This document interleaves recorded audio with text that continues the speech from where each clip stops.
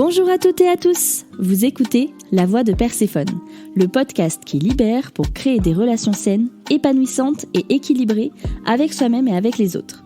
Je m'appelle Marilyn, je suis coach holistique et je suis là pour vous aider à honorer toutes les facettes de votre être, vos parts d'ombre et de lumière et à guérir vos blessures émotionnelles. Alors dans ce podcast, chaque vendredi, on va parler spiritualité, psychogénéalogie, relations et tout ce qui touche à votre épanouissement personnel. Il est grand temps de sortir des schémas toxiques qui vous retiennent pour vivre une existence plus douce et plus sereine. C'est parti!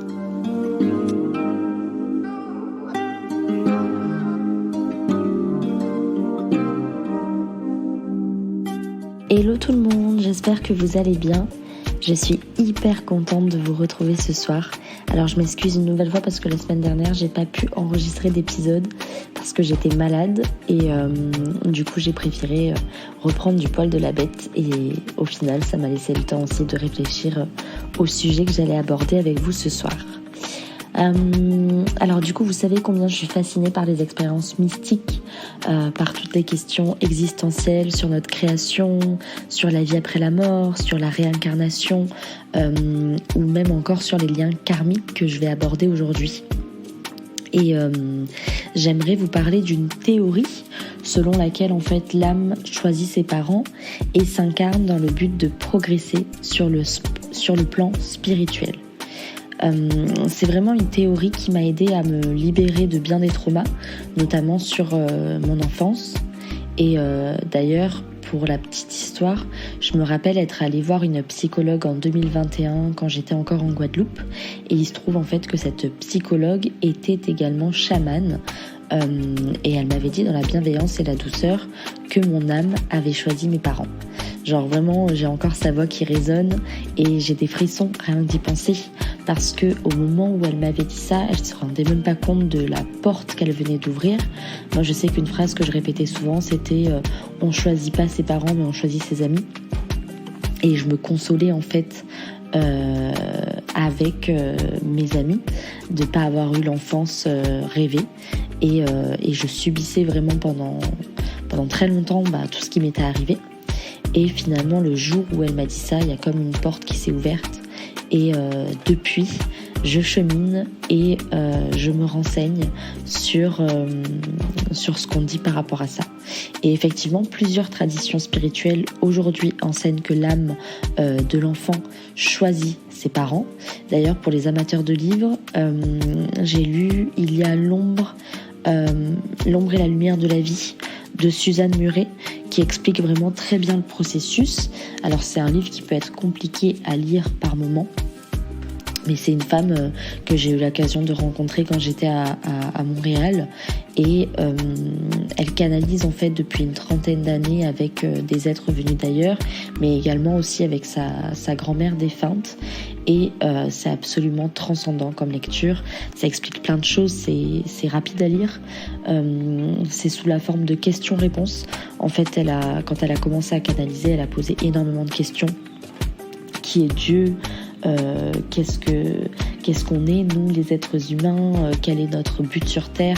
Enfin voilà, c'est assez fascinant, honnêtement, toutes les questions que vous pourriez vous poser dans votre vie, elles sont dedans. Et moi, ce soir, je vais essayer de vous expliquer à travers cet épisode ce que j'ai compris des différentes recherches que j'ai faites. Et encore une fois, vous prenez vraiment ce qui résonne pour vous. Moi, je suis pas là pour imposer des vérités, surtout. Comme je vous avais dit dès le départ, la spiritualité c'est vraiment personnel et c'est vrai qu'aujourd'hui il serait difficile en fait de prouver scientifiquement tout ce que je vais vous annoncer, donc pour certaines personnes peut-être que ce sera trop difficile à intégrer.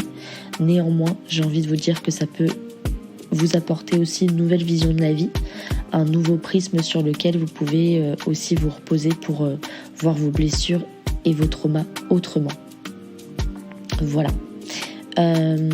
Alors, pour vous expliquer un peu, donc du coup, on va prendre l'exemple de l'âme d'un enfant. L'âme, avant de s'incarner, c'est alors une conscience non incarnée puisqu'elle n'appartient à aucun corps physique. L'âme va se sentir attirée par un couple de parents. Il faut savoir que l'âme elle est pure, elle est amour, elle est compassion, elle est énergie, et donc elle ne sera pas attirée par les aspects physiques ou matériels des parents, mais plutôt par l'énergie et la vibration particulière qui se dégage de chacun des deux parents. Cette attraction, elle se fait entre autres donc à partir de vibrations et des émanations qui sont émises par les futurs parents. Et cela va avoir lieu sous différents plans. Donc, je vais parler des liens karmiques, ce que je disais tout à l'heure. Les liens karmiques, ce sont des liens en fait que l'on a noués dans des vies antérieures, dans des vies donc précédentes. Ces liens karmiques nous emmènent à retrouver des êtres avec qui nous avions des conflits par exemple et qui devaient encore être pacifiés. Le but ultime de ces retrouvailles d'âme serait alors de nous ouvrir à l'amour sans aucune limitation, c'est-à-dire de nous aider à dépasser nos conflits, nos différends, à nous éveiller pour nous aimer, nous entraider, nous respecter. Et la famille devient donc alors à ce moment-là une opportunité de retrouver et de guérir nos blessures karmiques. Un autre exemple de liens karmiques qui peuvent influencer notre choix de parents, c'est si par exemple nous avons eu une forte relation d'amour dans une vie précédente. En fait, pour continuer à faire perdurer cette expérience et cet amour, on peut être amené à choisir la réincarnation de la personne aimée dans cette vie.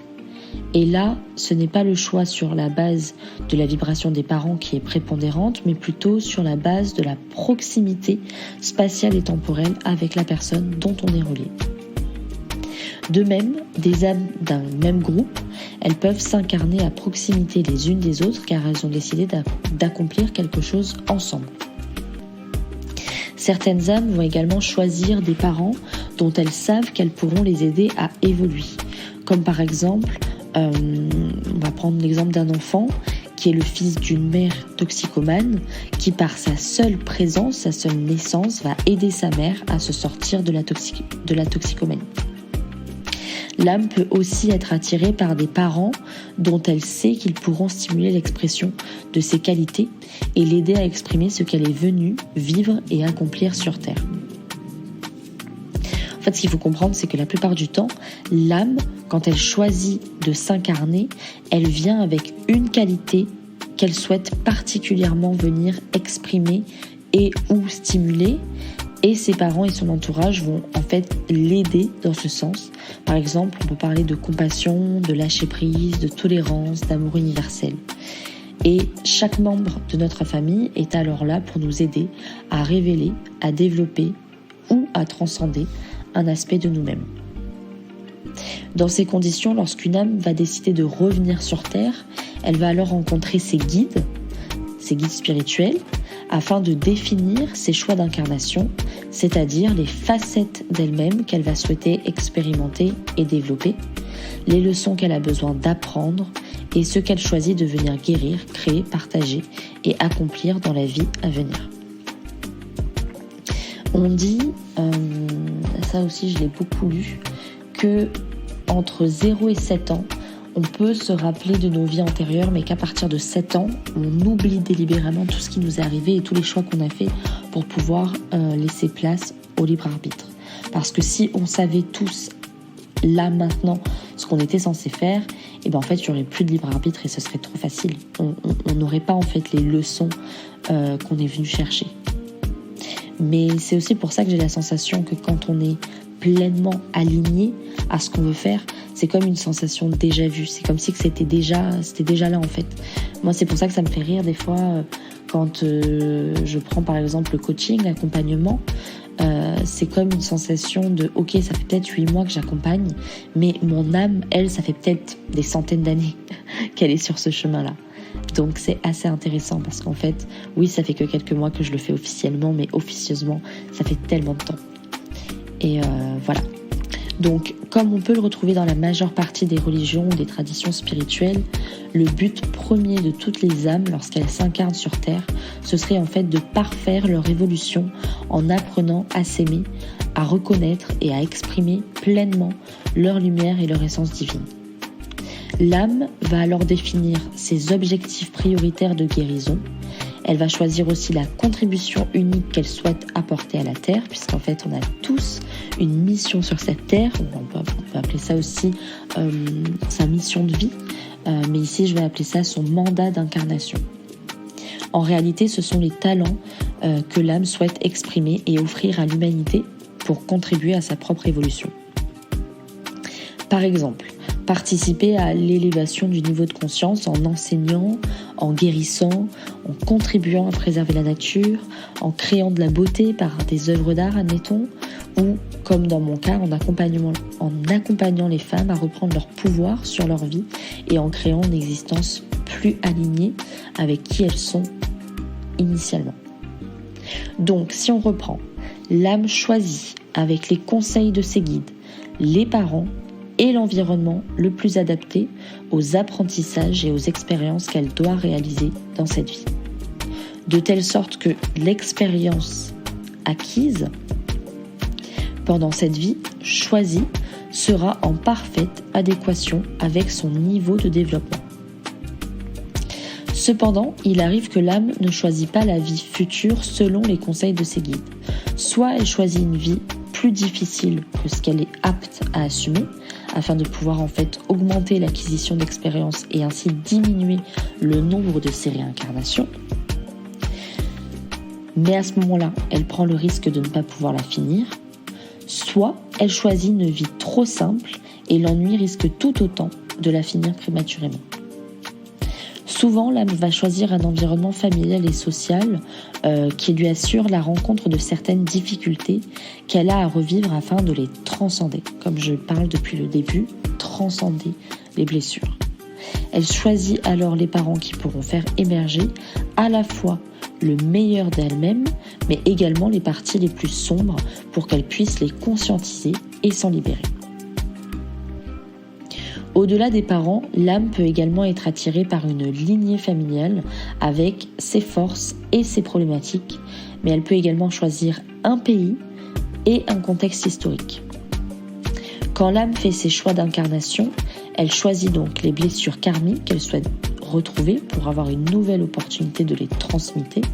Cela signifie qu'en choisissant ces blessures, elle sait qu'elle va attirer à elle de façon quasi magnétique les parents, les circonstances et les rencontres qui vont les réactiver.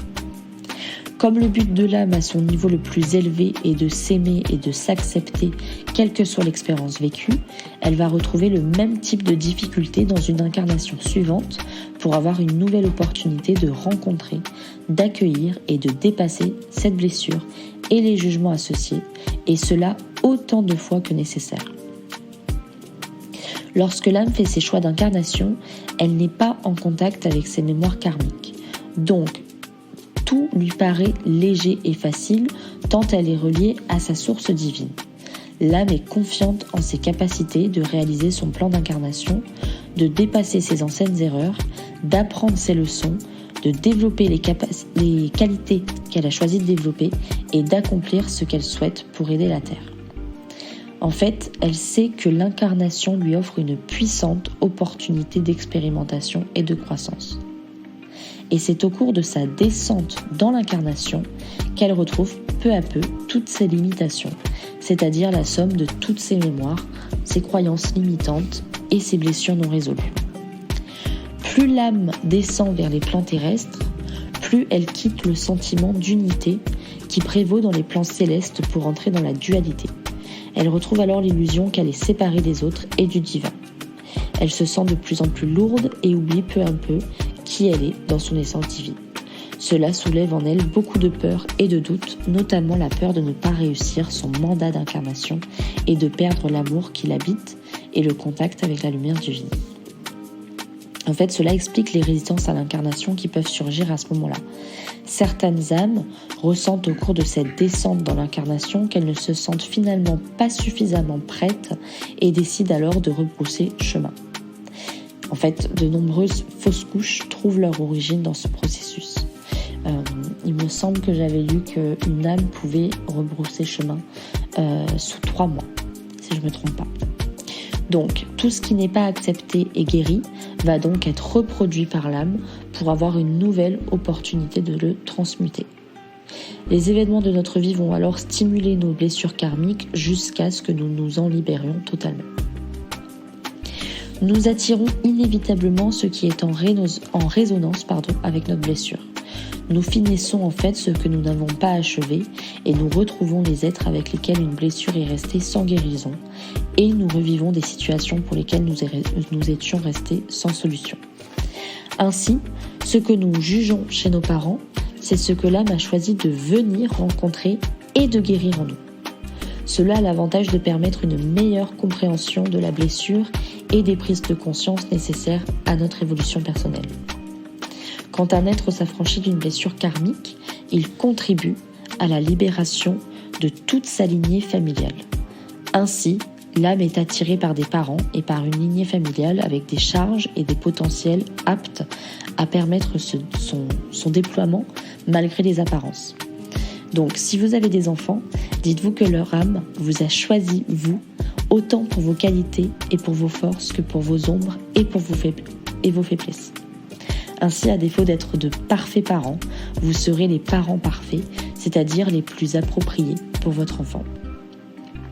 Cette prise de conscience peut soulager bien des peurs et des culpabilités, et au cours de ma propre expérience, je peux vous dire aujourd'hui que si j'avais le choix de retraverser tout ce que j'ai vécu, mon enfance, mes blessures, mes traumas, honnêtement, j'ai envie de vous dire que je le referai sans hésiter. Parce que vraiment, je réalise chaque jour que c'est tout ce que j'ai vécu qui a fait la femme que je suis aujourd'hui.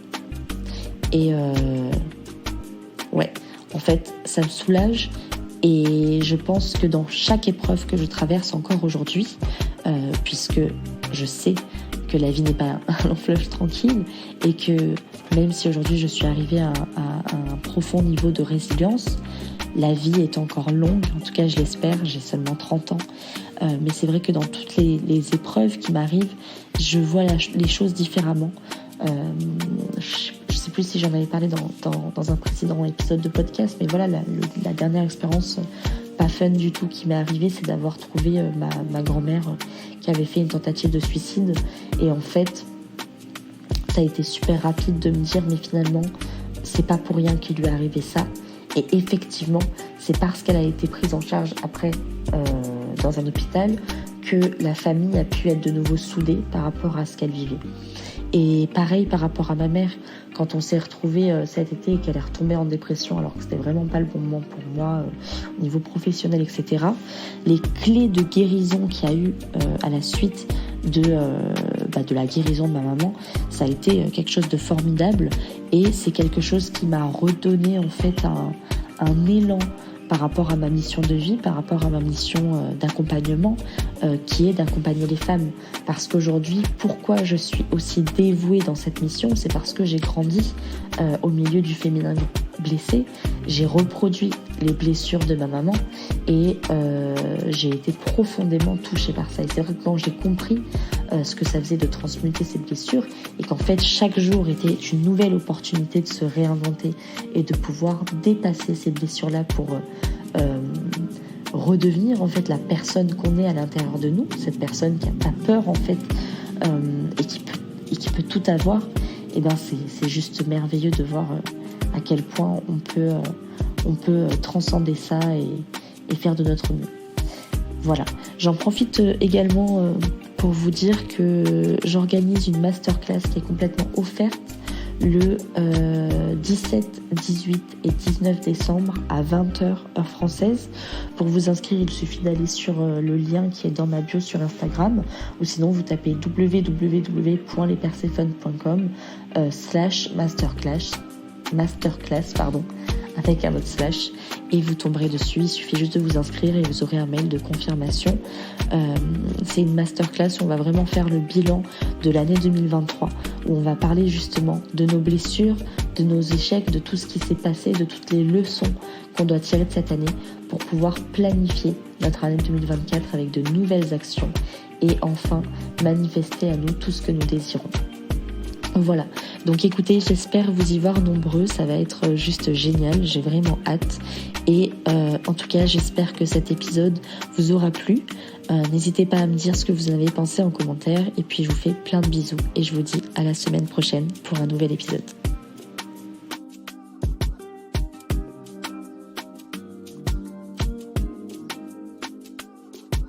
Merci d'avoir écouté La Voix de Perséphone. Si vous voulez en savoir plus sur mes accompagnements, n'hésitez pas à aller jeter un œil sur mon Instagram, les_Perséphone. Si vous avez aimé cet épisode, vous m'aidez en le disant. Alors n'hésitez pas à réagir, raconter votre expérience ou poser vos questions en commentaire. La Voix de Perséphone revient vendredi prochain. À bientôt!